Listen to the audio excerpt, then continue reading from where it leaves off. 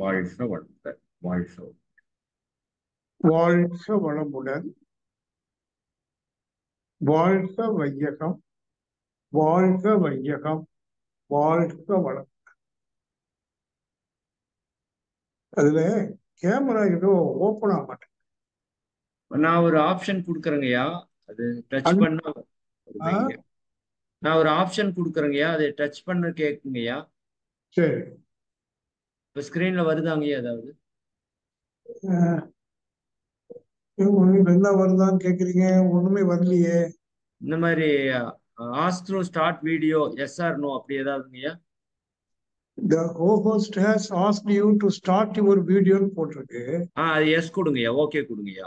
அதான் start my video நான் on பண்ணா கூட ஓகே. என்னோட டிவைஸ்ல என்ன போட்டிருக்கு, okay. unable to access camera. Please allow Zoom to access your camera from device settings. அது கொடுத்தா ஓகேன்னு மேல கேக்குமேங்கய்யா. ஜூமுக்குள்ள போய் ஓகேன்னு அடிச்சிட்டேன். ஓகே ஓகேங்க. ஆனா வீடியோ ஓபன் ஆக மாட்டேன். ஓபன் ஆகல. சரிங்கய்யா சரிங்கய்யா. இன்னைக்கு ஆடியோ தரிசனங்கய்யா. சரிங்கய்யா. ஓகே. வாழ்க வளம். நன்றி நன்றி. வாழ்க வளமுடன். இறை சாதனை மார்க்க அன்பர்கள் அனைவருக்கும் இனிய மாலை வணக்கமும் நல்வாழ்த்துக்களும்.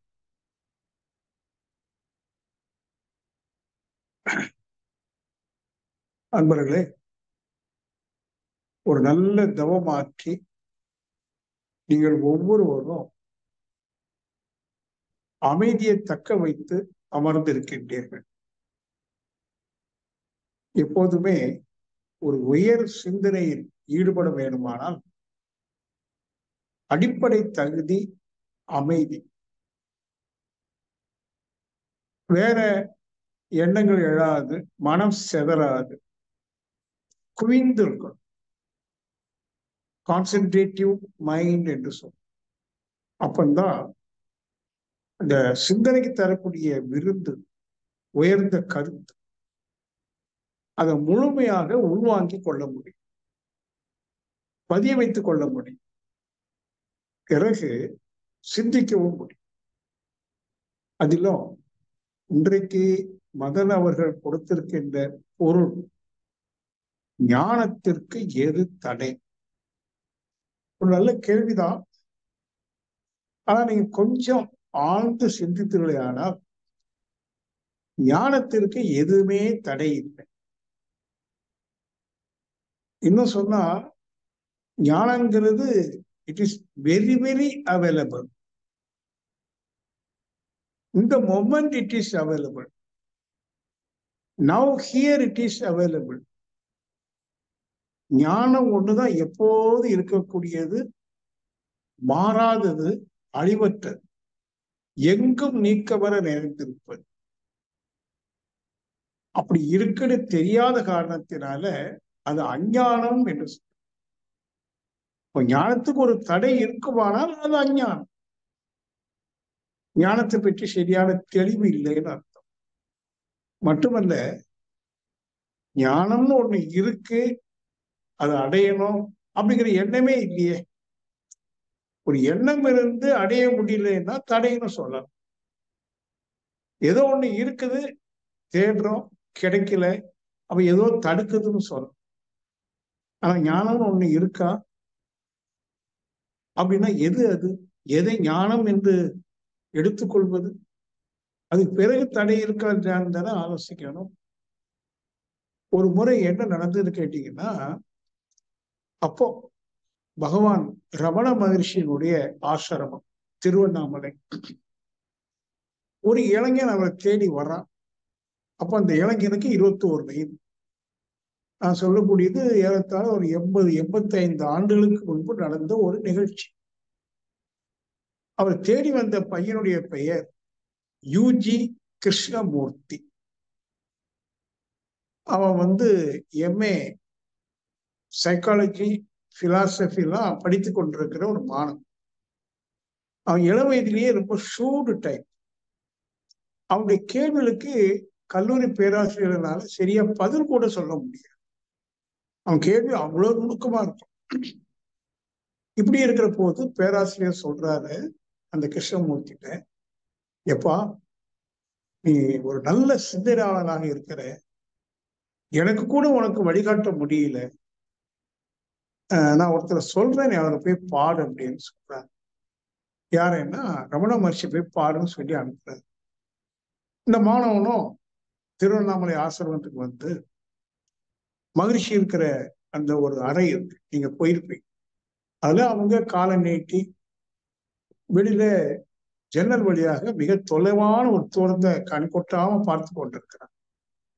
இந்த கிருஷ்ணமூர்த்தி சொல்ற பையன் கீழே வந்து உட்கார்ந்துக்கிட்டான். அவர் திரும்பி பார்க்கும்போது அவர்கிட்ட கேட்டுக்கிடலாம். ஆனா 1 மணி நேரம் ஆச்சு, 2 மணி நேரம் ஆச்சு, 3 மணி நேரம் ஆச்சு.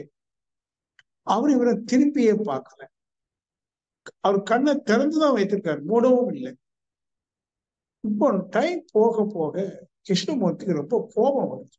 என்ன, நான் ஒருத்தன் வந்து உட்கார்ந்து இருக்கேன், கண்ணை வேற திறந்து வச்சிருக்காரு, என்ன திரும்பி பார்க்கல, என்னான்னு கூட கேட்கலன்னு இயல்பான ஒரு கோபம் அவனுக்கு வருது. அது மகரிஷிக்கு, ரமண மகர்ஷிக்கு உணர்வுல தட்டு. சரி, பையன் டிஸ்டர்ப் ஆகுறான் அப்படின்னு தெரிஞ்ச பிறகு அவனை திரும்பி பார்த்து சாலையால கிட்ட வாப்பான்னு கூப்பிடுற. அவனும் கிட்ட வந்தான். அடுத்தது சாடியாலே கேட்கிறாரு, உனக்கு என்ன வேணும்னு கேட்கிறாரு. எல்லாம் சாடைதான், வாயை திறந்து அவர் பேசல. அப்போ அந்த இளைஞன் கிருஷ்ணமூர்த்தி அவரை பார்த்து, ஐயா எல்லாரும் ஞானம் ஞானம்னு சொல்றாங்களே, அப்படி ஒண்ணு இருக்குதான்னு கேட்க. ஞானம்னா என்ன, அப்படி ஒண்ணு இருக்குதா? ஒண்ணு ஒரு ஷார்ட்டா இருக்குதுன்னு தலையாட்டுற. அப்படிங்களா, அப்ப எனக்கு தர முடியுமான்னு கையை நீட்டுறான். அதை கவனிங்க, ஞானம் தர முடியுமான்னு கையை நீட்டுறான். அவர் அடுத்தவர் சொல்றாரு, தர முடியும் என்னால, உன்னால பெற முடியுமாப்பா அப்படின்னு கேட்பேன். இந்த கேள்வியில் இருக்கிற தொனியை பாரு, தொனி. என்னால தர முடியும்பா, உன்னால பெற முடியுமாப்பா. அப்போ அந்த தொனி என்ன சொல்லுது, உன்னால பெற முடியாதுன்னு சொல்லு. என்னால தர முடிந்தாலும் உன்னால் பெற முடியாதுன்னு சொல்லு. இது அவனுக்கு தட்டுது. ஏன்னா அவன் பெரிய சிந்தனை ஆள், அறிவாளி, சின்ன பையனா இருந்தான். உன்னா மனசுக்குள்ள ஓடுது, உன்னால் தர முடியும், என்னால் பெற முடியாது என்று கூறுகிறாயே. மனசுல சொல்ற, என்னால் பெற முடியாது என்றால் உன்னால் தர முடியாது. மானசீகமா யார்கிட்ட ஆர்கியூ பண்றான், பகவான் ரமணர்கிட்ட. என்னால் பெற முடியாது என்றால் உன்னால் தர முடியாது அப்படின்னு முடிவு எடுத்துட்டு அவர்கிட்ட ஒண்ணுமே சொல்ல போயிட்டான். அவரால் தர முடியாத மனுஷன் போய் எதுக்கு போய் கையை கட்டிட்டு நிக்கணும் அப்படின்னு போயிட்டான். இவரும் பழையபடி அதே மாதிரி தூரத்தை பார்த்துட்டு இருக்காரு. ஏன் இந்த சம்பாஷணை நடந்ததுன்னா, ரமண மகர்ஷி அந்த பையனை பார்த்ததும் தெரிஞ்சு போச்சு, இவன் மிக ஆழமான பையன், இவனுக்கெல்லாம் நிறைய உபதேசம் எல்லாம் கொடுக்க வேண்டியது இல்லை, ஒரு சின்ன குழு கொடுத்தா போதும் சொல்லி அத்தோட நிறுத்திட்டார். இவனும் போயிட்டான், ஞானத்தை தேடுறான், பல இடங்கள்ல பல இது மாதிரி போறான். ஆனா அவன் முடிவு எடுத்துட்டான், ரமணருடைய பதிலை வச்சுட்டு ஞானத்தை யாரிடமிருந்தும் பெற முடியாது. வேதாத்திரி மகர்ஷியிலிருந்து ஞானம் பெற முடியுமானா பெற முடியாது. யாரும் உங்களுக்கு ஞானம் தர முடியாது. அது ஒரு புரிதல். அப்போ அவன் என்ன நினைக்கிறான், யாராலும் தர முடியாதுன்னா ஞானம் ஒண்ணு இருக்குமானால் அது என்னுள்ள இருந்தே வர வேண்டும். புத்தன் அப்படித்தான் அடைந்தான் ஞானம். அவனு 6 ஆண்டு காலம் எங்கேயோ தேடி போனான், ஞானத்தை தேடி, அவன் கேள்விக்கு பதிலை தேடி கிடைக்கல, சோர்ந்துட்டான். புத்தர் அவன் சோர்வடையும் போது 35 வயது, காட்டுக்கு போகும்போது 29. அப்படியே போதி மரத்துக்களுக்கு உட்கார். அவனுக்குள்ளே டிசைட் பண்றான், இனி நான் யார்கிட்டையும் கேட்க மாட்டேன், யாராலையும் தர முடியாது எனக்கு, அதனால வேண்டாம் விடு அப்படின்ட்டு கண்ணை மூடி சும்மா உட்கார்ந்தார். அவருக்குள்ள இருந்து ஞானம் கிடைக்குது. ஞான மலர்வு என்று சொல்வார், ஞான மலர். அது மாதிரி இந்த கிருஷ்ணமூர்த்தி இனி ஞானத்தை தேடி அர்த்தம் இல்லை, யார்ட்டையுமே கேட்டும் பயன் இல்லை, எனக்குள்ள இருந்தே வரும், வரும்போது வரட்டும், லெட் இட் பி அப்படின்னு விட்டுட்டு அவர் வேலையை அவர் பார்த்தார். எதுக்கு சொல்றேன்னு தெரியுமா? இப்ப நம்மில் பலர் வேதாத்திரி மகர்ஷியை குருவாக ஏற்றுக்கொண்ட பிறகு அவரிடமிருந்து பல பயிற்சிகளை பெற்றிருக்கிறோம் இல்லையா? உடற்பயிற்சி, காயக்கல்பா, தியான பயிற்சி, தற்சோதனை பயிற்சி, நிறைய விளக்கம் கேட்டிருக்கோம். பிரம்ம ஞான விளக்கம் வரைக்கும் கேட்டுட்டோம். அது பேர் என்ன? பிரம்ம ஞானம். எது பிரம்மம் என்கிற அறிவு, அது ஒரு பெரிய வகுப்பா வச்சு சொல்லலாம் கொடுப்பாங்க. நீங்களும் பிரம்ம ஞான பயிற்சி ஒரு முறைக்கு 2 முறை போயிருப்பீங்க. உங்களுக்குள்ள கேளுங்க, அந்த பிரம்ம ஞானம் கிடைச்சிருச்சா உணர்வு ரீதியா? அப்படின்னா பெரும்பாலும் இல்லைன்னு தான் நம்ம சொல்ல முடியும். அப்ப அதை படித்து பெறக்கூடியது அல்ல. இந்த ஞானம் மட்டும் கற்று அறிவு அல்ல. கற்றறிவுங்கிறது என்னன்னு கேட்டீங்கன்னா, இன்னொருத்தர் சொல்லிக் கொடுக்கறத நம்ம கற்றுக்கணும். அது அவருடைய அறிவு. இப்போ உதாரணமா விஞ்ஞானத்துல ஐசக் நியூட்டன் என்ன சொன்னார், ஆல்பர்ட் ஐன்ஸ்டீன் என்ன சொன்னார்ன்னு படிக்கிறோம். பிசிக்ஸ்ல எல்லாம் படிக்கிறோம். இப்ப நாம காலேஜ்ல லெக்சர் கொடுக்குறோம் பிசிக்ஸ்ல. நம்ம கொடுக்குற அந்த லெக்சர், அதாவது லெக்சர் சொன்னா அந்த விளக்கம், விரிவு உரை என்னுடைய அறிவிலிருந்து வந்ததா, நான் நியூட்டன் இருந்து வாங்கி கொடுத்த அறிவு? அதான் கற்றறிவு. அது என்னுடைய அறிவு அல்ல, அது ஞானம் அல்ல. அப்ப ஞானம் என்பது என்னிடமிருந்து வர வேண்டிய அறிவு. அப்ப என்னிடம் இருக்கணும் அப்படின்னு கேட்டா இருக்கு. அதான் முதல்ல சொன்னேன், ஞானத்திற்கு எதுவும் தடை இல்லை, ஏனென்றால் அது என்னிடமே இருக்குது. தடைன்னு சொன்னா வெளியில தானே தடை, உள்ளுக்கு என்ன தடை இருக்கு? என்கிட்ட என் பாக்கெட்ல 10,000 ரூபாய் இருக்குது, எனக்கு ஒரு 1000 ரூபாய் வேணும்னு சொன்னா நான் எடுக்க வேண்டிய பாக்கெட் வந்து யார்ட்டையும் கேட்க வேண்டியது இல்லையே. அது மாதிரி ஞானம் என்னிடம் முழுமையா இருக்கு, உங்கள் ஒவ்வொருவரும் முழுமையாக இருக்கு. அது தேடி போக வேண்டிய அவசியம் இல்லை, எந்த புத்தகமும் படிக்க வேண்டியது, அதுக்கு கற்றறிவு தேவையில்லை. அதான் வள்ளுவர் சொல்றாரு இல்லையா, கற்றதனால் ஆய பயனென்கொள் வாலறிவன் நற்றாள் தொழார் எனின். வாலறிவுனா முழுமையான அறிவு, தொழுதெல்லாம் அடைதல். உனக்குள்ள இருக்கிற முழுமையான அறிவை நீ அடையாது புத்தகத்துல படிக்கிறதால் என்னப்பா பயன்? ஞானம் கிட்டுமா என்று அந்த குரல்ல பொருள் வருது. ஆக அன்பர்களே, ஞானத்திற்கு எதுவுமே தடை இல்லை. முதல் புரிதல். ஆயினும் நான் ஞானம் அடையவில்லையே ஏன் என்று ஒரு கேள்வி உங்களை கேட்டீங்கன்னா, உங்களுடைய அஞ்ஞானம், அறியாமை. எதை பற்றி? ஞானத்தை பற்றிய அஞ்ஞானம் அல்ல. ஞானம் எப்போதும் இருக்கு, இட் இஸ் வெரி அவைலபிள். அஞ்ஞானம்னா, அறியாமைன்னா என்ன? நீ நம்ம வாழ்ற வாழ்க்கை ஒரு ஒரு ஆடம்பரமான உயர்தல் வாழ்க்கை வாழ்றோமே, அந்த வாழ்க்கைய நம்ம எதனால அமைச்சிட்டோம்னு தெரியாமா? அறிந்து அமைக்கல, அறியாமையினால் அமைச்சு வச்சிருக்கோம். அறியாமை. அதாவது நிறைய பொருள் வேணும், யார்கிட்ட போய் கேளுங்க, எவ்வளவுப்பா வேணும்? அது இல்லையே இல்லை. எவ்வளவு படிக்கணும்? படிச்சுக்கிட்டே இருக்கலாம், தரிசனம் ஏன். அதான் ஞானம்.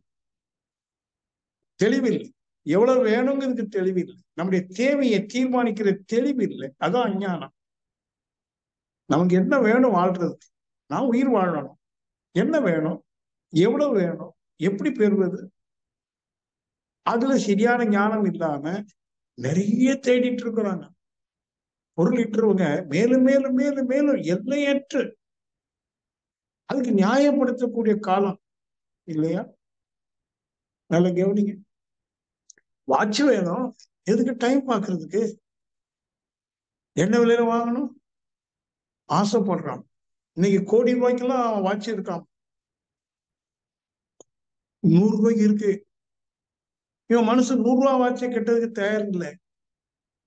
ஏன் 1 கோடி கொடுத்து வாங்கினா வித்தியாசமா டைம் காட்டுமா? இல்லையே. அப்ப அங்க ஏதோ ஒண்ணு வருது பாத்தீங்களா மனசுல? அதுதான் ஞானம். உங்க மனசுல ஏதோ ஒண்ணு நெருடல் இருக்கு பாரு, அது காரண காரியம் சொல்றீங்க பாரு, அதுக்கு ஒரு விதி விதிக்கிறீங்க பாருங்க, நிபந்தனை போடுறீங்க இல்லையா, அது எல்லாம் அறியாமை. குழந்தைகிட்ட சொல்றோம், நீ படிச்சு ஃபர்ஸ்ட் ரேங்க் வாங்கணும். அவன் புத்திசாலி, எதுக்கும்மா ஃபர்ஸ்ட் ரேங்க் வாங்கணும், எதுக்கு சொல்லுங்க. இல்லைன்னா அதேனா அப்பதானே எல்லாரும் உன்னை பாராட்டுவாங்க. பாராட்டிட்டா என்ன ஆக போகுது? இப்படி கேள்விக்கு மேல கேள்வி கேட்டீங்கன்னா பதில் சொல்ல முடியாது. அஞ்ஞானம். இப்படி நீங்க பாத்தீங்கன்னா நம்முடைய வாழ்க்கையில நம்முடைய மனசு, இப்ப இருக்கிற மனசு இருக்குல்ல, அந்த மனசுல என்னம்லாம் இருக்கோ அது எல்லாமே அஞ்ஞானம். அவர் படிச்சிருக்கிறாரு, எம்பிபிஎஸ், எம்டி, இன்னொருத்தர் ஐஏஎஸ், இன்னொருத்தர் எம்எஸ்சி, பிஹெச்டி, நல்லா கற்றுக்காங்க. நான் என்ன சொல்லுவேன், அவங்களாம் அஞ்ஞானிகள் தான். ஏன்னா மேலும் மேலும் சிலர் எனக்கு தெரியும், எம்ஏல ஒரு 10 எம்ஏ டிகிரி வாங்கியிருக்காரு என்னுடைய சொந்தக்காரர். எதுக்குப்பா இவ்வளவு இருக்கட்டுமே, MA economics, MA history, MA Tamil, MA English, MA politics, டக் டக் டக்னு ஒரு 10 வருஷத்துல 10 எம்ஏ. இதை வச்சுட்டு என்ன பண்ண போறாரு? நான் அவனெல்லாம் படித்த முட்டாள். முட்டாள்னா வேற மாதிரி எடுத்துக்க வேண்டாம், அஞ்ஞானம். எப்போ அவனுக்கு தன் தேவையை தீர்மானிக்க முடியலையோ, அது பொருள் தேவையா இருக்கலாம், கல்வியா இருக்கலாம், அல்லது புகழ், பாராட்டு, இந்த மனசுல என்ன இருக்கு? இதுதான் இருக்கு. நம்ம மனதில் இருப்பது எல்லாமே தேவையற்றது. நம்முடைய திட்டங்கள், செயல்பாடுகள், அதை பெறணும், இதை பெறணும், தேவையில்லாதது. ஆனா மனசு என்ன நியாயப்படுத்துது? அதெல்லாம் இருந்தால், இவ்வளவு பொருள் இருந்தால், கல்வி இருந்தால், நான் இதை சாதித்தால் எனக்குள்ள ஒரு பெருமை கிடைக்கும், மகிழ்ச்சி கிடைக்கும், 4 பேர் என்னை கௌரவிப்பார்கள், பாராட்டுவார்கள் என்றெல்லாம் அவன் நினைக்கிறான். ஆனா கிடைச்ச பிறகு, ஏற்கனவே கிடைச்சவங்க நிறைய பேர் இருக்காங்க இல்லையா, அவங்கள பாருங்க, உண்மையிலே மற்றவங்களும் அவங்கள பெருமைப்படுத்துவாங்க, ஆனா அவருக்கு மனசுல பெருமை இல்லை. ஒரு உதாரணம் சொல்ல, பல ஆண்டுகளுக்கு முன்பு, கிட்டத்தட்ட ஒரு 20-25 ஆண்டுகளுக்கு முன்பு, அமெரிக்கா நாட்டுல ஒரு பெரிய பார்ட்டி, நைட்ல டின்னர் வைக்கிறாங்க, பெரிய பார்ட்டி. அங்க யார் வந்திருக்காங்கன்னா எல்லாமே கோடீஸ்வரர்கள், பெரிய கோடீஸ்வரர்கள். அந்த ஃபங்க்ஷன் எதுக்குன்னா, அமெரிக்காவுடைய நம்பர் 1 கோடீஸ்வரரை வரவழைத்து அவரை பாராட்டுறாங்க. அப்படி பாராட்டும் போது அந்த விழாவில் ஒருத்தர் சொல்றாரு, இந்த மனிதன் ஒரு 10 ஆண்டுகளுக்கு முன்பு ஒன்றுமில்லாத மனிதனாக இருந்தார், 0. இந்த 10 ஆண்டுகள்ல அவருடைய அறிவை கொண்டு, உழைப்பை கொண்டு அமெரிக்கா நாட்டுடைய முதல் பெரும் கோடீஸ்வரராக உயர்ந்திருக்கிறார் என்று அவங்கள பாராட்டுறாங்க, பலரும் பாராட்டுறாங்க. கடைசியில் அந்த கோடீஸ்வரர் ஏற்பு உரைன்னு ஒண்ணு ஆற்றணும் இல்லையா, எல்லாரும் பாராட்டிருக்காங்கன்னு ஏத்துக்கிடுவோமா இல்லையா, அது வந்து சொன்னாரு, மன்னிக்கணும், உங்களுடைய பாராட்டுதல்களை நான் ஏற்றுக்கொள்ள மாட்டேன். காரணம் என்னவென்றால் நான் இன்னும் சாதிக்கவில்லை. நான் சாதித்து விட்டேன் என்று நீங்கள் கூறினீர்கள், நான் இன்னும் சாதிக்கவில்லை. என்னுடைய ஒரு ஒரு எஸ்டிமேட் வச்சிருக்காரு, ஒரு பேச்சுக்கு சொல்றேன், 100 கோடின்னு வைங்களேன், ஐ அச்சீவ் only 50 crores. என்னுடைய இதுல வந்து நான் 50% தான் அடைந்திருக்கிறேன். ஆகவே நான் பாராட்டுக்குரியவன் இல்லைன்னா. இது எதுக்கு சொல்ல வரேன்னா, ஒருவேளை அவர் 100 கோடி அடைந்திருந்தால் அல்லது 90 கோடி அடையும் போது அவருடைய எஸ்டிமேட் அதிகமாகிடும், 200 கோடி ஆகிடும். இது மனதனுடைய போக்கு இருக்கே, அந்த போக்கு எல்லாம் ஒரு அறியாமையிலேயே போயிட்டு, மனதில் எழக்கூடிய எண்ணங்கள். இந்த இடத்துல ஒரு விஷயம் நான் சொல்லணும். ஏற்கனவே ஒரு 2 வாரத்துக்கு முன்னாடி வேதம் குழுமம் ஆன்லைன்ல அதை பேசு. மனம் தடையல்ல, மனதில் எழும் எண்ணங்கள். இன்னும் அதோட பியூட்டி என்னன்னா, மனமே ஞானம். எது ஞானம்? மனமே ஞானம். எப்போ என்றால் எண்ணங்கள் இல்லாத மனம். இந்த ஞானம் என்று சொல்லுக்கு சரியான பொருள் என்னன்னு கேட்டீங்கன்னா, முழுமைன்னு அர்த்தம். கம்ப்ளீட்னஸ் ஆர் பெர்ஃபெக்ட்னஸ், முழுமைதான் ஞானம். இயற்கையில என்ன ஆயிப்போச்சுன்னா, மனிதனாக பிறந்து மனம்னு ஒண்ணு ஃபார்ம் ஆச்சது பாருங்க. அந்த மனமே நல்ல கவனிச்சுக்கினா முழுமையா இருக்கு. அதான் முதல்ல சொன்னேன், it is very very available. மனம் வந்து முழுமையானது. ஏன் அந்த முழுமையை அறிய முடியல, ஞானத்தை அறிய முடியலன்னா, எண்ணங்களின் ஓட்டம். அப்ப எது தடை? எண்ணங்கள் தான் தடை. ஞானம் அப்படியே இருக்கு. ஒரு உதாரணம் சொல்றேன். ஒரு மொட்டு இருக்கு, செடியில ஒரு ரோஜா மொட்டு. அடுத்த நாள் மலருது, வாசனை வருது. இப்போ அந்த மலரினுடைய ஞானம் என்னவென்றால் அந்த வாசனை, ரோஜாங்கிற வாசனை தான் அதனுடைய ஞானம். அது மொட்டா இருக்கும்போது அந்த வாசனை வெளிப்படல, ஞானம் வெளிப்படல, அது மொட்டா இருக்கு. அப்போ இந்த மொட்டு மொட்டு வாசனை வரவிடாம மொட்டை தடுப்பது எது அப்படின்னு கேட்டீங்கன்னா, உண்மையிலே எதுவும் தடுக்கல. மொட்டுக்குள்ள வாசனை இருக்கு, மொட்டுக்குள்ள வாசனை இருக்கு, இன்னும் மலரல, வாசனை வெளிப்படல. அது மாதிரி நம்ம மனசுல ஞானம் இருக்கு, முழுமை இருக்கு. ஏன் வெளிப்படல? நம்ம மனசு இப்போ ஒரு மொட்டு போல, அந்த பக்குவம் வரல, மலர்ச்சிங்கிற பக்குவம் வரல. அப்போ ஒரு செடியில இருக்கிற மொட்டு மலரும் போது, பக்குவம் அடையும் போது உள்ளார்த்தமாக இருந்த வாசனை வெளிப்படுது. உள்ளார்த்தமாக இருக்கு. It is inherently within. Consciousness is inherently within. அது இன்கரண்ட் கான்சியஸ்னஸ் என்று கூட சொல்லுவோம். உள்ளார்த்தமாக இருக்கக்கூடிய அந்த அறிவு, வாசனை, ஞானம் இருக்கு, மொட்டுக்குள்ள இருக்கு. நாளைக்கு மலருது, வாசனை வருது. அது மலர்றதுக்கு முன்னாடி என்ன நடக்குது? ஒரு ப்ராசஸ் இஸ் கோயிங் ஆன்.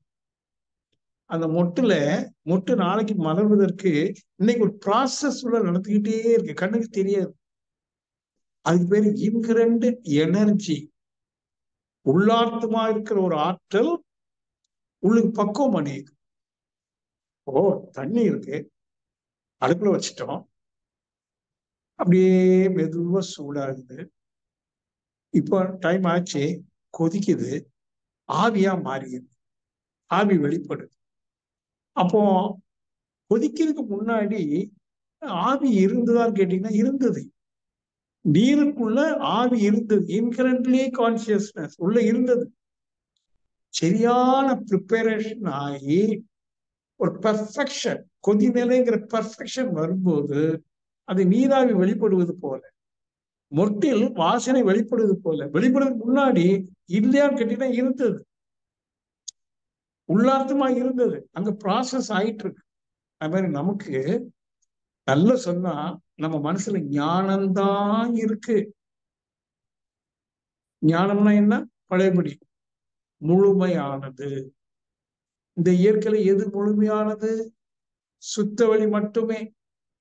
மீதி எல்லாமே எல்லைக்குட்பட்டு இயங்கக்கூடிய சக்தியா இருந்தாலும் சரி, பொருளாக இருந்தாலும் சரி, கோள்களாக இருந்தாலும் சரி, எல்லாமே எல்லைக்குட்பட்டு இயங்கக்கூடியது. சுத்த வழி மட்டுமே எல்லையற்றது, முழுமையானது. இந்த மனம் இருக்கே, உண்மையில சுத்த வழிதான் மனம். அந்தம்னு சொல்றோம். ஆதி சுத்த வெளி, அந்தம் மனம். மனம் முடிவு என்றால் அதுவும் எல்லையற்றதாக இருக்கணும். அப்படிதான் இருக்குது. ஆனால் அது எது மறைக்குது அப்படின்னா எண்ணங்களின் ஓட்டம். இப்ப நான் என்ன சொல்ல வரேன் உங்களுக்கு, நீங்க எப்படியோ கொஞ்சம் முயன்று உங்களை நீங்க பக்குவப்படுத்தி ஒரு 2 நிமிஷம் 3 நிமிஷம் கண்ணை மூடி முற்றிலும் எண்ணங்களிலிருந்து விடுபட்டு, முற்றிலும் விடுபட்டு இருந்தீங்கன்னா, கொஞ்சம் கூட என்ன இருக்கு, 0 ஃப்ரீக்வன்சி, ஒரு 2 நிமிடம் இருந்தீங்கன்னா அந்த முழுமைங்கிறத உணர் அனுபவம் ஆயிடும், உணர்ந்துருவீங்க. அதுதான் ஞானம். உணர்தலே ஞானம். Realisation of truth is wisdom. then where is truth? எங்க இருக்கு சத்தியம், உண்மை? மனசிலே இருக்கு. ஜீசஸ் சொல்றாரு ஒரு இடத்துல, நானே சத்தியமாய் இருக்கிறேன், ஐ ஆம் த ட்ரூத். எது ஐ, எது செல்ஃப்? நமக்குள்ள ஒரு செல்ஃப் இருக்குல்ல, அது எங்க இருக்கு? மனசுதான் அந்த செல்ஃப். அதுதான் சத்தியம், உண்மை, முழுமை. இங்க என்ன தடைன்னு சொன்னா எண்ணங்கள். எண்ணங்கள் எதனால வருது? பழைய அனுபவம், நம்முடைய கல்வி, நம்முடைய திட்டங்கள், எதிர்காலத்தை பற்றி உள்ள கற்பனைகள், இதென்ன எண்ணங்கள், அலைகள், எண்ண அலைகள், நினைவு அலைகள், கற்பனை அலைகள். அது தடுக்குது. ஒரு முறை இமயமலைக்கு போகும்போது அங்க உட்கார்ந்துருக்கோம் கங்கை கரையில. இமயமலை ரொம்ப பெருசா இருக்கு, எல்லாரும் பாக்குறாங்க. நான் ஒண்ணு சொன்ன, பக்கத்துல இந்த ஆத்தங்கரையில சின்ன கல்லு கிடக்கு, அது எடுக்கணும். எடுத்தாச்சு. ஒரு கண்ணை மூடிட்டு ஒரு கண்ணுக்கு முன்னாடி அந்த கல்லை வைங்க. அந்த சின்ன கல்லை வச்சா இமயமலை தெரியுதா? இல்லைங்க, தெரியல. அவ்வளவு பெரிய இமயமலை எது மறைக்குது? ஒரு சிறு கல். ஆமாதானே? அது மாதிரி உங்களுடைய முழுமையை மறைப்பது, உங்க ஞானத்தை மறைக்கக்கூடிய அஞ்ஞானம் உங்களுடைய சிறுமைகள். ஒரு சிறு கல் அவ்வளவு உயர்ந்த நீண்ட மலைத்தொடரை மறைக்குதுன்னு சொன்னா முடியுமா? ஆனா மறைக்குது. அது மாதிரி உங்களுடைய முழுமையை, உங்களுடைய இறை தன்மையை மறைப்பது சிறுமைகள். எது? எண்ணங்கள். எண்ணங்கள் சிறுமைகள், பிராக்ஷன். அதுல இருந்து கொஞ்சம் விடுபட்டு, முற்றிலும் விடுபட்டு அப்படியே ஒரு 2-3 நிமிடம் இருந்து பாருங்க. முழுமையா என்னன்னு தெரிஞ்சு உணர்ந்து பெறக்கூடிய அனுபவம். கற்று பெறக்கூடிய அனுபவம் இல்லை. ஞானம் கற்று பெறக்கூடியதல்ல, உணர்வு. என்ன உணர்றோம்?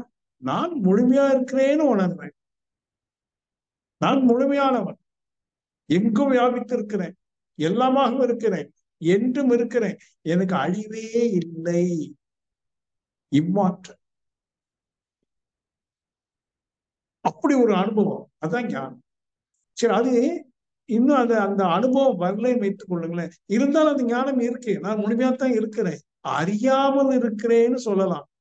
அப்ப அறியாமையே அறியாமையே அஞ்ஞானமே ஞானத்திற்கு தடை. அப்போ உங்களுக்கு என்ன வேணும்? இப்போ எது அஞ்ஞானம்னு புரியும். புரிஞ்சுட்டு ஓஹோ இதுதான் தடையான அது உடனும். எது அஞ்ஞானம்?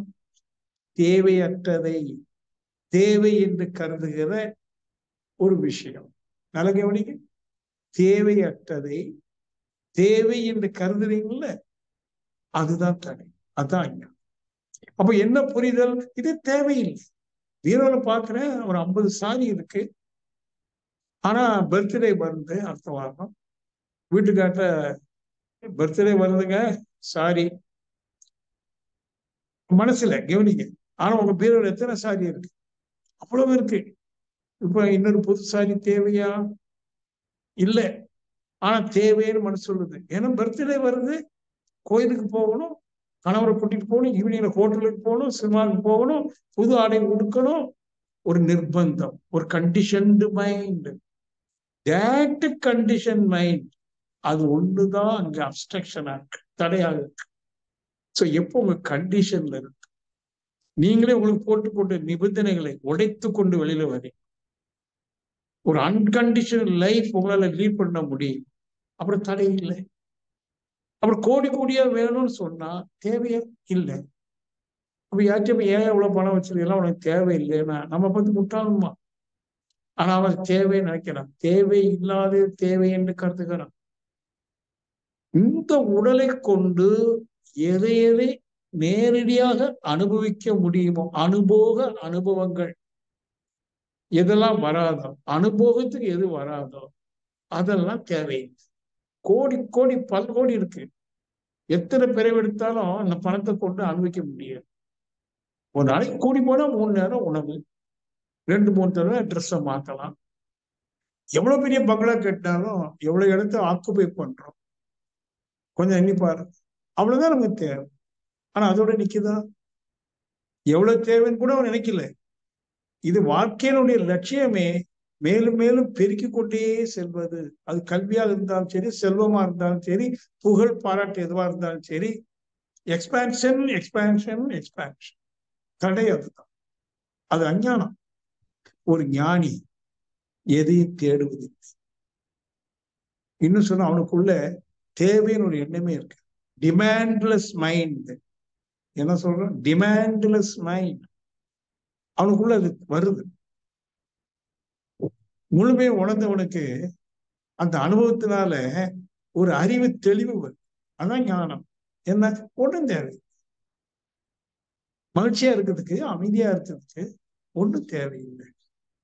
அவன் தன்னை முழுமையா உணரும் போது எல்லாவற்றிலும் அவன் பார்க்கக்கூடிய ஒரு ஞானம் கிடைக்குது. ஏன்னா அந்த வாசனை. அன்பர்களே, ஞானம் என்றால் தெளிந்த நல்ல அறிவு. இப்ப யாருடைய அறிவும் தெளிவாய். எதை வச்சு சொல்றேன்? உங்க தேவையை நீங்க தீர்மானிக்க முடியலையே. தேவையை தீர்மானிச்சிட்டீங்கன்னா பர்த்டே வரட்டும், சாரி எடுக்க மாட்டேன், சாரி எடுக்க மாட்டேன்,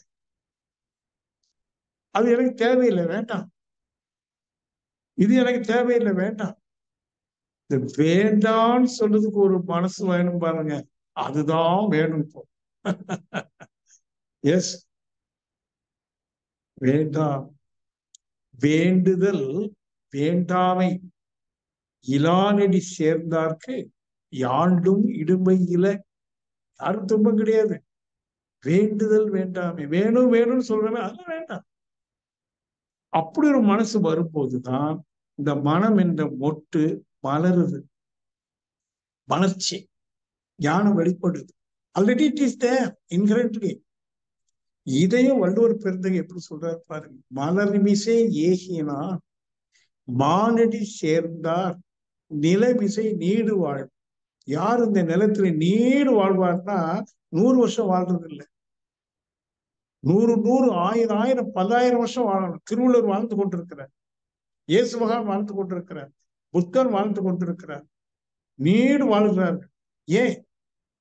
யார் ஒருவர் மலர்மிசை என்றால் மொட்டா இருக்கிற மனதை மலர விடுறார்கள். மலர்மிசை ஏகினா மொட்டு மலர்ந்துருச்சு. மானடி, மாட்சிமை பொருந்திய அடி, அந்த நிகரற்ற ஞானத்தை அடைகிறார்கள். அவர்கள் நிலைமிசை நீடு வாழ்வார்கள். அன்பர்களே, ரொம்ப சிம்பிளா நான் நிறைய பேசிட்டு போறேன். நம்ம மனசு எப்படி இருக்குப்பா? விஷாலமா இருக்கா, குறுகி இருக்கா? உங்க மனசு எப்படி இருக்கு? நேரோ மைண்ட் என்று ஆங்கிலத்துல சொல்லுங்க, வெரி நேரோ, குறுகிய மனப்பான்மை. கல் நெஞ்சு சொல்லுவாங்க, ரொம்ப கல் நெஞ்சனுங்க அவன், குறுகிய மனசுடையவன் சொல்லுங்க. எல்லாரும் அப்படிதான் இருக்கிறோம். நம்ம மனசு எப்படி இருக்கு? குறுகியும் இறுகியும் இருக்கு. அதான் தடை ஞானத்துக்கு. மொட்டு எப்படி இருக்கும்? குறுகி இறுகி இருக்கும். அந்த இதழ் விரிந்து விட்டால் வாசனை வந்து. உங்களுக்குள்ள இருக்கிற ஞானம் எப்போது வெளிப்படும் என்றால், குறுகி இருக்கிற இறுகி இருக்கிற உங்க மனசை பிரிய விடுங்க. மேக் இட் பிராட், விஷாலமாகட்டும். எப்படி? உங்கள்கிட்ட நிறைய இருக்கு, என்னெல்லாமோ இருக்கு, அதெல்லாம் தேவையில்லைன்னு புரிஞ்சுட்டீங்க, எடுத்து எல்லாத்தையும் கொடுத்துடுறீங்க, வேண்டாம் போகுது. பீரோ காலி. பீரோ காலியானா மனமும் காலி, மனம் காலியானா ஞானம். Emptiness of mind is wholeness of the nature.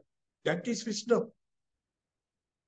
Emptiness of the mind is equal to the wholeness of the nature. That is wisdom. இப்ப நாம எடுக்கின்ற முயற்சி என்ன தெரியுங்களா? இந்த மனதை ஒண்ணும் இல்லாம, ஒண்ணும் இல்லைன்னா எண்ணங்களின் ஆளுமை பாதிப்பு இல்லாம இருப்பது. எண்ணங்கள் வரும், வராமே இருக்க முடியாது, அப்படி தப்பா எடுக்காதீங்க. எண்ணங்கள் வரட்டும், பட் எண்ணங்கள் உங்கள் மனதை டாமினேட் பண்ணும், அது ஆளுமை செய்யக்கூடாது. மைண்ட் ஃப்ரீயா இருக்கும். Freeness of the mind, undisturbed mind, then undisturbed soul. இந்த அன்டிஸ்டர்ப்டு எண்ணங்களாலோ வெளியிலிருந்து வரக்கூடிய பலருடைய எண்ணங்களாலோ நீங்க பாதிப்படையாத அளவுக்கு உங்களை நீங்க பக்குவப்படுத்தணும். That's called preparation. You have to prepare. Be ready to accept that readiness.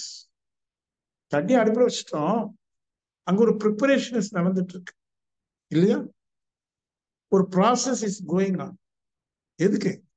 அந்த டைம் 100 டிகிரி கொதிநிலை வருது வரைக்கும் அப்படியே வந்துருச்சு. Immediate transformation. That transformation is wisdom. உங்களுக்குள்ள ஒரு டிரான்ஸ்ஃபர்மேஷன் வரணும். இப்ப நம்ம மனசு வந்து விலங்கின மனம், மனித மனம் இன்னும் வரல. விலங்கின குணத்தோடு கூடியதாக இருக்கு மனம். எப்ப அந்த விலங்கின குணத்தை நீங்க வெளியில விடுறீங்களோ, கழிக்கிறீங்களோ, மிச்சம் என்ன இருக்கும்? Only mind, only mind, demandless mind, நிர்குணம் ஆயிடும். அது எப்படி சொல்றாங்க பாருங்க. இறைவனை வர்ணிக்கும் போது இறைவன் நிர்ச்சலன, நிர்குண, பர பிரம்மம். பர என்றால் எல்லையற்ற, நிர்ச்சலன பாதிப்பு இல்லை, சலனம் இல்லை, நோ டிஸ்டர்பன்ஸ், நோ ஃபிளக்சுவேஷன், நிர்ச்சலன, நிர்குண, நோ கேரக்டர், சாயல் எதுவுமே இல்லை, கேரக்டர் இல்லை, காமம் குரோதம் லோகம் எதுவுமே இல்லை, நிர்குணம், பரபிரம்மம். யாரு? நம்ம மனசு உண்மையில அப்படிதான் இருக்கு. மனம் ரொம்ப ரொம்ப சுத்தமானதுங்க. மனசு யாரும் தூய்மையெல்லாம் படுத்த வேண்டாம். நம்ம புதுசா என்னுடைய உணர்வுல தட்டக்கூடியது, மனதை யாரும் தூய்மை செய்ய வேண்டாம். அது ஏற்கனவே தூய்மையா தான் இருக்கு, பரிசுத்தமா இருக்கு.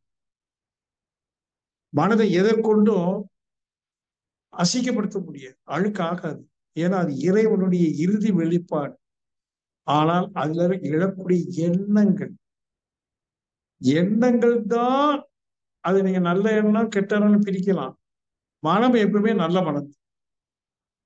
அவன் அந்த எண்ணங்களிலிருந்து விடுபடும் போது,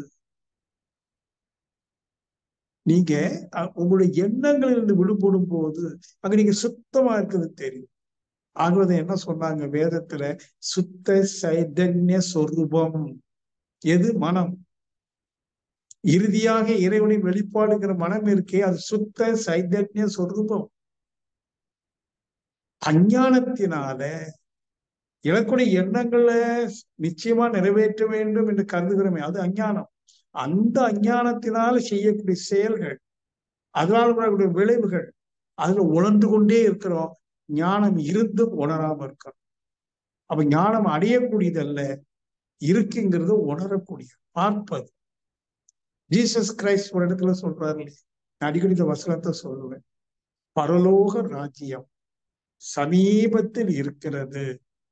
அதாவது அந்த விஸ்டம், பரலோக ராஜ்யம், எல்லையற்ற பரம்பொருள் உனக்கு அருகாமையில் இருக்கு, நீ தேட வேண்டாம்பா, அது அடைய கூட வேண்டாம், அது உன் அருகாமையில் உன்கிட்ட தான் இருக்குது, உனக்குள்ளதான் இருக்கு.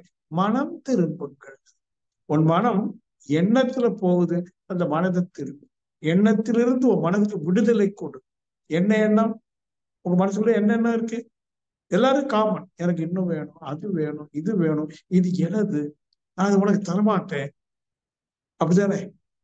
கடும் பற்று. உங்க மனசுல என்ன இருக்கு பாருங்க. உங்க எண்ணங்களை அப்படியே கவனிங்க.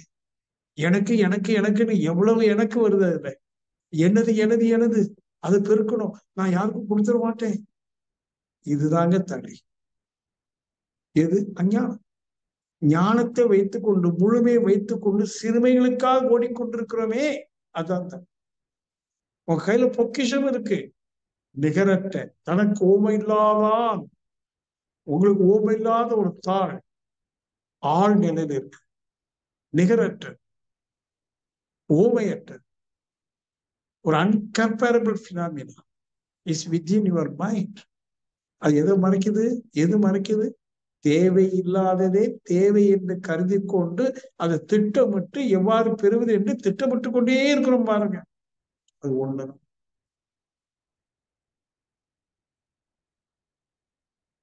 உண்மையிலேயே ஞானத்துக்கு தடை இல்லை. ஏன்னா it is very very available. Your mind is that.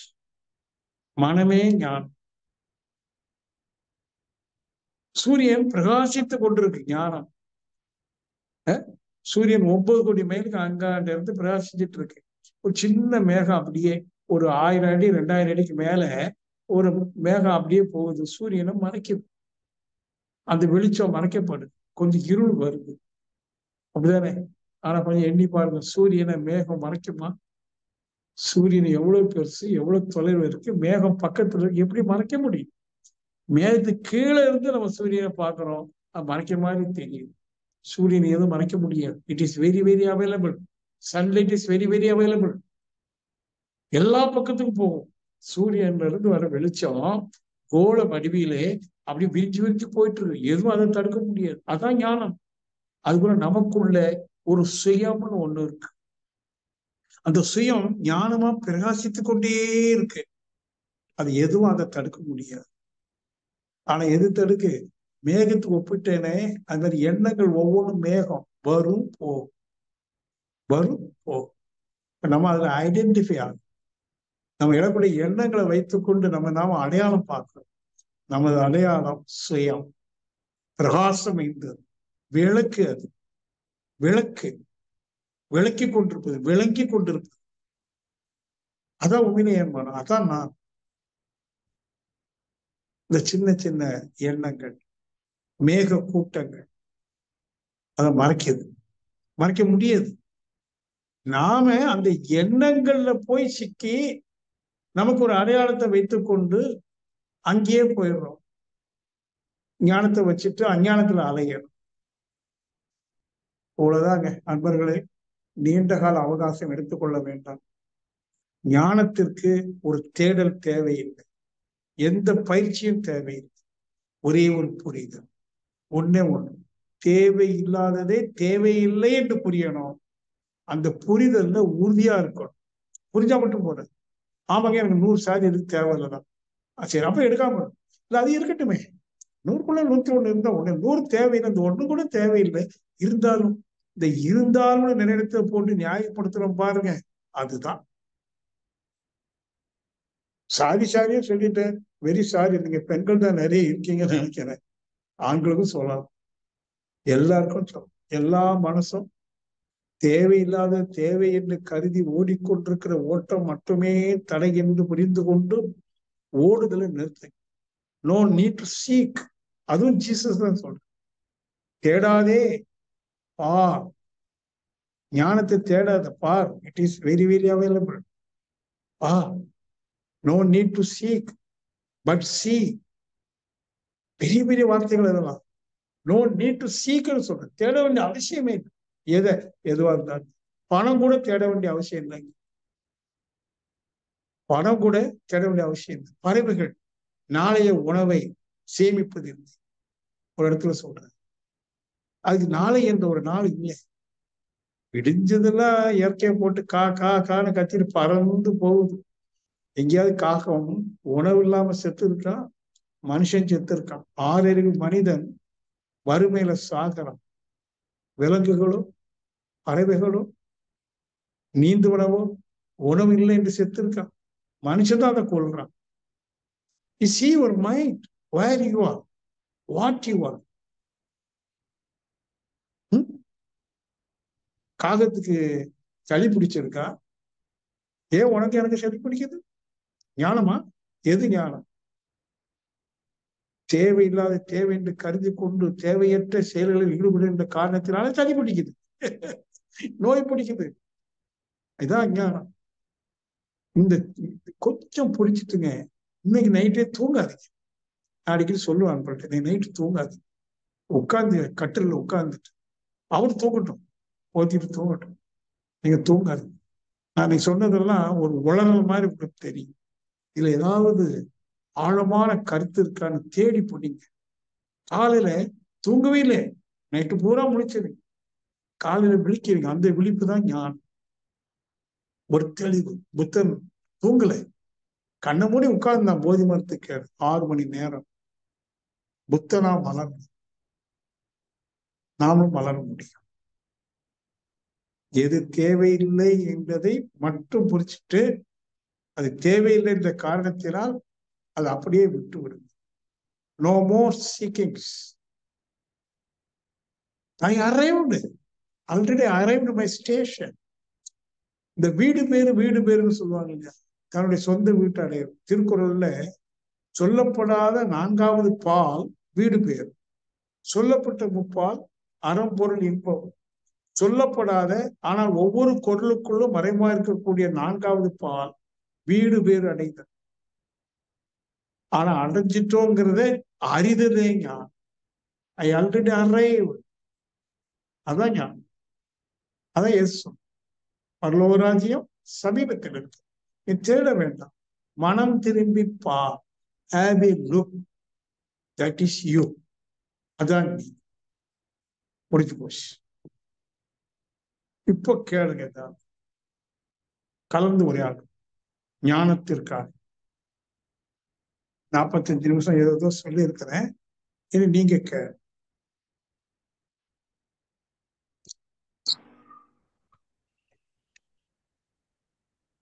வாழ்க வளமுடன் ஐயா.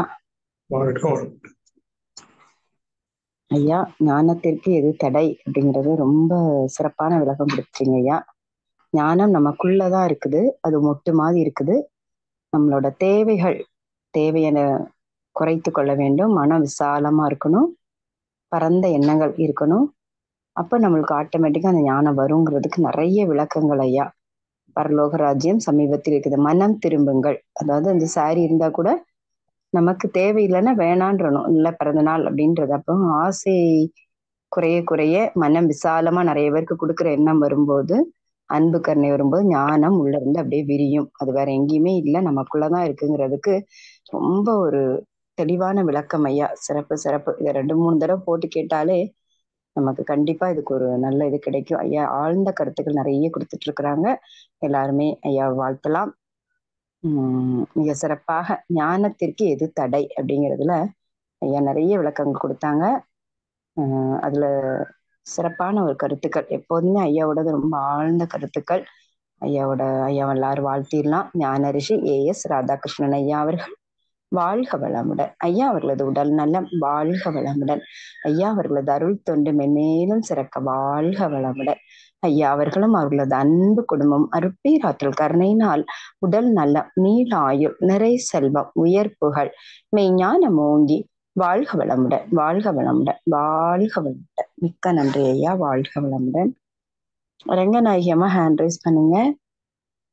ஐயா கிட்ட இது பத்தி ஏதாவது சந்தேகம் இருந்தா கேட்கலாம். ஹேண்ட் ரைஸ் பண்ணி. வாழ்க வளமுடன்.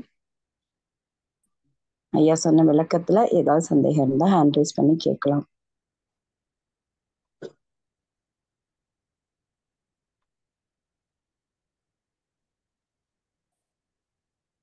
வாழ்க வளமுடன். எல்லாரும் ரொம்ப தெளிவா இருக்காங்க ஐயா. எல்லாரும் ஞானம் அடைந்து விட்டார்கள்.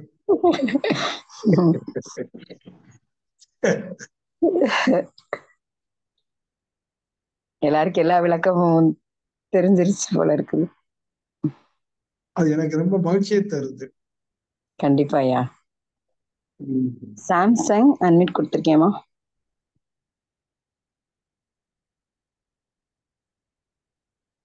ஐயா வணக்கம் ஐயா. நான் சென்னையில இருந்து பேசுறேன், பார்வதிங்க ஐயா. வாழ்க வளமுடன். சொல்லுங்கம்மா. வாழ்க வளமுடன் ஐயோ. ரொம்ப அருமையா இருந்ததுங்கய்யா. ஒரு பூ மொட்டு எப்படி மலருது, அது போல பூ மொட்டு போல நம்ம மனசு இருக்குதுன்ட்டு பெரிய விஷயத்த சாதாரணமா சொல்லிட்டீங்க ஐயா.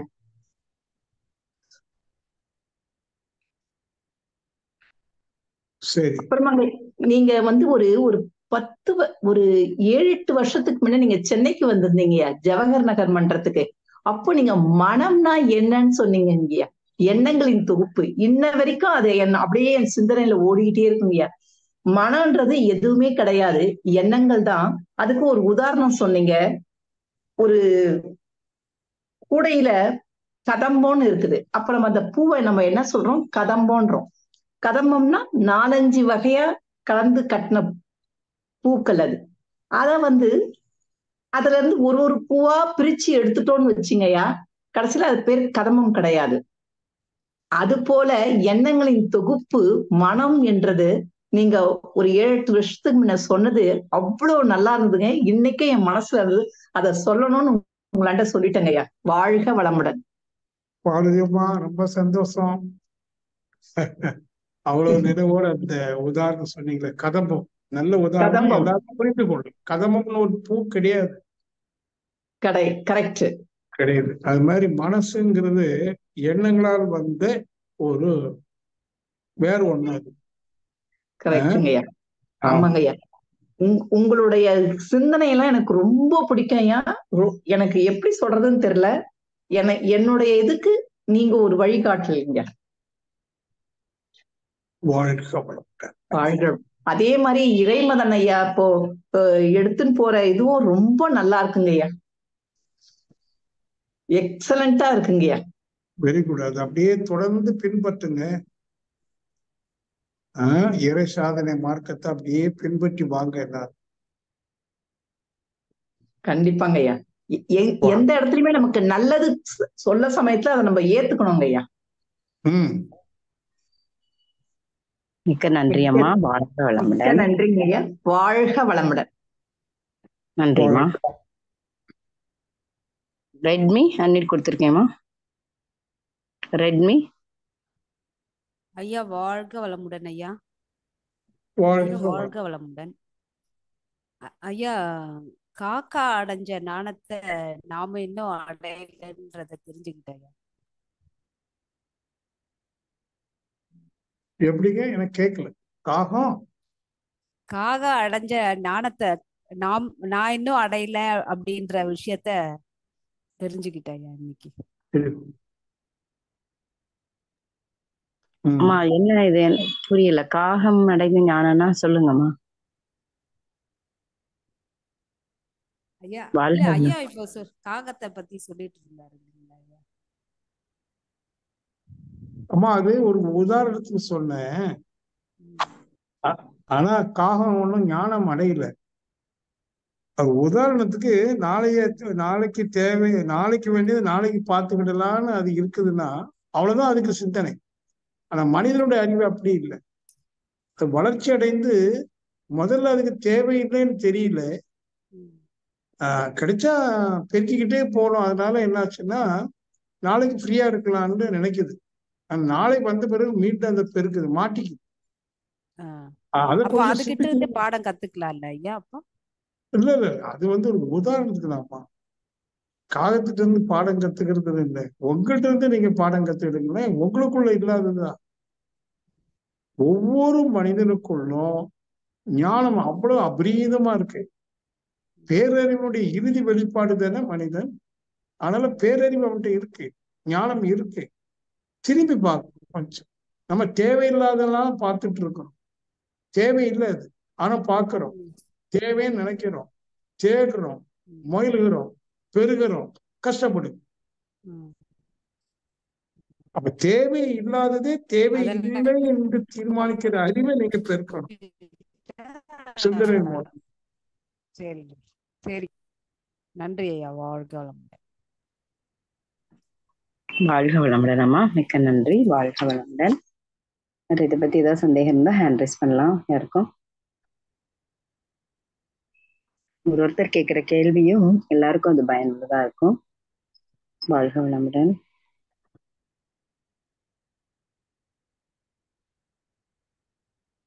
ஐயா ஒரு கேள்வி ஐயா. இப்போ ரமண மகரிஷிட்ட அவர் நீங்க எதை பெற முடியாதோ அது கிடைக்கவும் செய்யாதுன்னு சொன்னாங்க அப்படின்னா அதுக்கப்புறம் அவர் இன்ட்யூஷனா உள்ள தேடிட்டாரு, அப்படிதானங்க ஐயா? ஆமா, அவரு அப்புறம் ஃப்ரீ பேர்டா போயிட்டு அந்த ஒரு ப்ராசஸ் ஆகிட்டு வரும்போது அவருக்கு 48 வயசுல அது ஞானம் கிடைக்கிது. ஆனா அவர் யார்கிட்டையும் ஞானத்தை போய் தேடல. தன்னுடைய சொந்த அனுபவத்திலேயே சிந்தனையிலேயே ஈடுபட ஒரு நாளைக்கு அந்த மொட்டு மலர் பக்குவமாகும் போது மலர். கண்டிப்பா இன்ட்யூஷன் உள்கடந்து போறாரு. வெளியில தேடி தேடி உள்ள போகும்போது கிடைக்காது. ஞானம்னா என்னன்னு தெரியாத போது அது தேடுறதுல அர்த்தம் என்ன இருக்கு? ஞானம் என்றால் முழுமை என்று போதும். உங்களுடைய அறிவு முழுமையானால் ஞானம். இப்ப அறிவு முழுமையும் அடையில, தெளிவும் அடையில, குழப்பத்துல இருக்கு. அப்ப நீங்க கண்டுபிடிங்க உங்க அறிவு குழப்பத்துல இருக்கா தெளிவா இருக்கா. ஒருவேளை இன்னைக்கு தெளிவா இருக்கலாம், நாளைக்கு பிரச்சனை வரும்போது தெளிவா இருக்கா குழப்பமா இருக்கா. எல்லாருடைய மனசும் குழப்பத்துல இருக்கு. அடையாளம் கவலையும் அச்சமும் இல்லாத மனிதன் இல்லை. அறிவு தெளிவா இருக்குமானால் அவனோட அச்சமும் இருக்காது, கவலையும் இருக்காது. உங்க மனசுல இருக்கான்னு பாரு. இருக்குமானா உங்க அறிவு தெளிவடையில. அப்ப ஏன் அச்சம் வருது, ஏன் கவலை வருது, எதை நினைத்து நம்ம கவலைப்படுறோம் அப்படின்னா நீங்க கொஞ்சம் சிந்தித்தே வந்தீங்கன்னா காலம் உங்களுக்கு ஒரு நாள் பதில் சொல்லும். Until that you have to wait. கண்டிப்பா ஐயா, சிறப்பையா. அதாவது இப்ப எல்லாமே நாங்க கத்துக்கிட்டோம், எல்லா விளக்கமும் தெரிஞ்சிருச்சு. அதை ப்ராக்டிக்கலா லைஃப்குள்ள போகும்போது எல்லா சூழ்நிலையும் நம்ம அக்செப்ட் பண்ணி பாசிட்டிவா எல்லா நல்ல எண்ணங்கள் அப்படி வர வர வர அது இன்ட்யூஷன் உள்ள இருந்து நமக்கு அந்த முட்டு விரிய ஆரம்பிக்கும் அப்படிங்கிறது தான். முக்கியமா உங்களுக்கு தேவை எதெல்லாம் தேவை இல்லைன்னு கண்டுபிடிங்க. எது தேவைன்னு கண்டுபிடிப்பதை விட எதெல்லாம் தேவை இல்லைன்னு கண்டுபிடிங்க. அப்படி தேவை இல்லைன்னு கண்டுபிடிச்சதை நீங்க தேவைன்னு நினைத்து தேடிக்கொண்டு இருக்கிறீங்களான்னு ஆலோசிங்க. ஆமானா விட்டுருங்க. சாமிஜி சொல்லுவாரு, நீ விட வேண்டியதெல்லாம் விட்டு விட்டார், பெற வேண்டியது அங்கே இருப்பதை பார்க்கலாம். என்ன பெறணும்? முழுமை ஞானம். அது அங்கேயே இருக்குதான். It is very very available. ஆனா நீ விட வேண்டியதை விட. அப்ப எதை விடணும்னு கண்டுபிடிக்கணுமே. ஒரு 100 பவுன் வச்சிருக்கீங்க, வேண்டாங்க விட்டுருங்கன்னு விட முடியுமா? சரி, அங்க விடுறதுன்னா என்ன?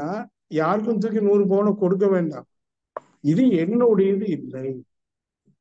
எதெல்லாம் என்னுடையது என்று கருதி கொண்டிருக்கிறோமோ அதுல எதுவுமே என்னுடையது இல்லைன்னு புரிஞ்சிட்டாலே போதும், நீங்க விட்டுட்டீங்கன்னு அர்த்தம். நான் அடிக்கடி சொல்லுவேன், நத்திங் இஸ் மைன். எதுவும் எனதல்ல. எனதுன்னு உரிமை பாராட்டுவதற்கு எனக்கு அதிகாரம் இல்லை. நான் அதிகாரி இல்லை. எனக்கு எல்லாம் கொடுக்கப்பட்டிருக்கு, இறைவன் கொடுத்திருக்கிறான். அனுபவித்துக் கொள்வதற்கு தானே தவிர உரிமை பாராட்டுவதற்கு இல்லை. உங்களுக்கு இறைவன் ஒரு கணவரை கொடுத்திருக்காங்க. ஏன்? உங்க வாழ்க்கைக்கு ஒரு துணை வேணும். ஆனா என் கணவன் என்று அதிகாரம் செலுத்துவதற்கு உங்களுக்கு உரிமை இல்லை என்று நீங்கள் புரிந்து கொள்ளலாம்.